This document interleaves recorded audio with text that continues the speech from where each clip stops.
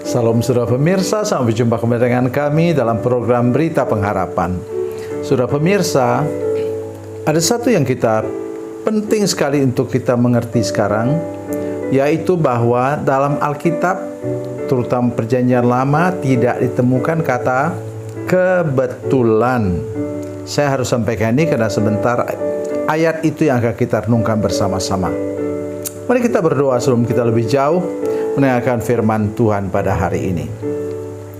Bapa, dalam nama Yesus, terima kasih untuk kebenaran firman-Mu yang kami renungkan sebentar. Kami percaya bahwa hidup kami sudah diatur oleh Tuhan. Tidak ada sesuatu yang boleh terjadi dalam hidup kami kecuali ada izin dari Allah Bapa di surga. Terima kasih Tuhan. Dalam nama Yesus kami berdoa. Haleluya. Amin. Saudara pemirsa, mari kita membaca Alkitab kita dari Perjanjian Lama, 2 Samuel pasal 18, 2 Samuel pasal 18 ayat yang ke-9. Demikian bunyi firman Tuhan. Kebetulan Absalom bertemu dengan orang-orang Daud. Adapun Absalom menunggangi Bagal. Ketika Bagal itu lewat di bawah pohon jalinan, dahan-dahan pohon terbantin yang besar, tersangkutlah kepalanya pada pohon terbantin itu, sehingga ia tergantung antara langit dan bumi, sedang Bagal yang dikendarainya berlari terus. Amin. Saya bantu kita dengan dua terjemahan, yaitu bahasa Indonesia sehari-hari dan kemudian firman Allah yang hidup. Saya baca untuk kita dalam bahasa Indonesia sehari-hari. Sewaktu Absalom menunggangi bagalnya, tiba-tiba ia bertemu dengan anak buah Daud. Bagal itu lewat di bawah pohon yang besar dan rendah. Maka tersangkutlah kepala Absalom pada sebuah dahannya. Bagalnya berlari terus, sedang Absalom ketinggalan dan tergantung di situ. Kemudian dalam firman Allah yang hidup bunyinya begini. Dalam peperangan itu Absalom bertemu dengan anak buah Daud. Ketika ia melarikan diri dengan menunggangi bagalnya, bagal itu lewat di bawah sebuah pohon terbantin yang besar yang sangat rindang. Rambut Absalom tersangkut pada dahan-dahan pohon itu. Bagalnya lari terus, sedangkan Absalom tergantung di udara. Amin. Saudara sekalian, Absalom itu anak Daud, anak kandungnya Daud. Kemudian dia memberontak. Katanya apa? Dan memberontaknya licik, saudara sekalian, dan jahat. Sudah bisa bayangkan? Dia mulai pelan-pelan di depan pintu gerbang. Kalau ada orang yang dikecewakan oleh Daud, dia bujuk, dia katakan, nanti saya selesaikan masalah kamu. Beres. Katanya dia itu apa? Ganteng. Anak raja yang ganteng.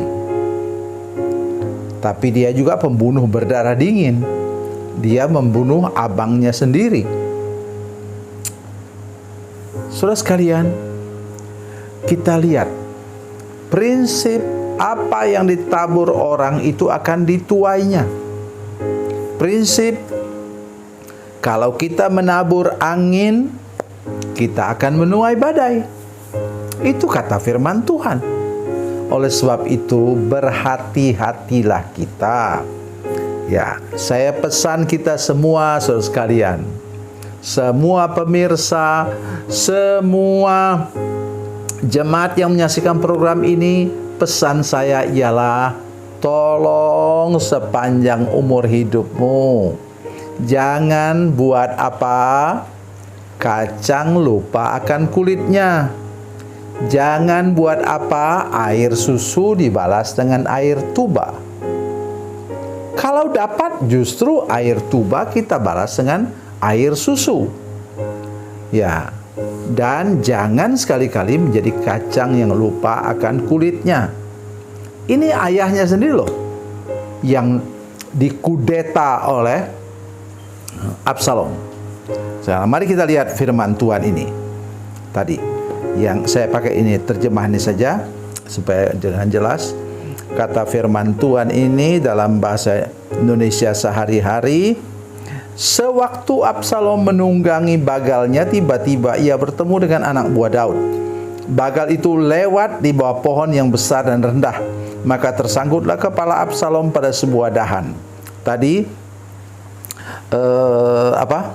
dalam bahasa Indonesia, dalam firman Allah yang hidup menyatakan rambutnya. Memang katanya, nanti silakan baca dalam ayat-ayat sebelumnya, bahwa rambut Absalom itu begitu cantik, begitu bagus, lebat, sehingga dia waktu itu umumnya laki-laki berambut panjang, saudara sekalian, dan orang mengatakan dia lebih ganteng dengan rambut yang panjang.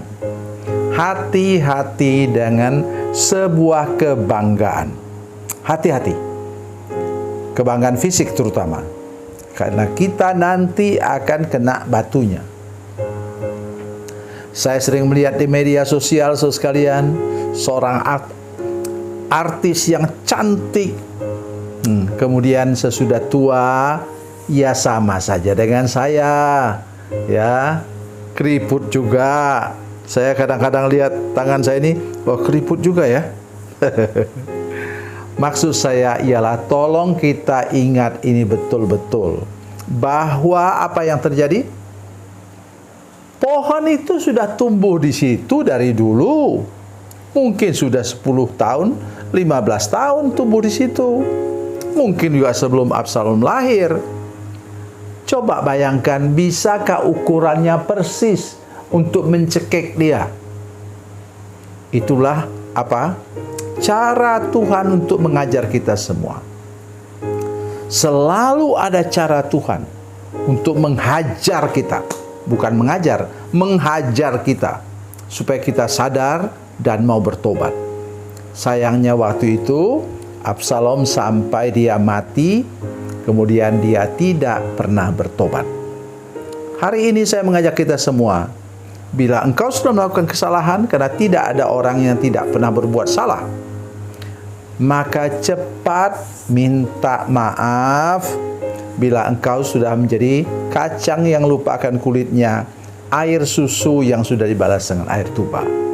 Tuhan Yesus memberkati, Tuhan Yesus baik. Mari kita berdoa. Bapa, dalam nama Yesus, terima kasih banyak untuk firman Tuhan yang baru kami dengar. Kami percaya bahwa kasih anugerah Tuhan menyertai kami. Tolong kami untuk cepat sadar dan bertobat. Ketika kami kedapatan sudah menjadi orang yang lupa kacang akan kulitnya, dan air susu dibalas dengan air tuba. Kami sadar dan kami cepat lari kepadamu Tuhan, dan Tuhan mengampuni kami. Terima kasih Tuhan. Terpujilah namamu Tuhan Yesus Kristus. Dalam nama Yesus kami berdoa. Haleluya. Amin.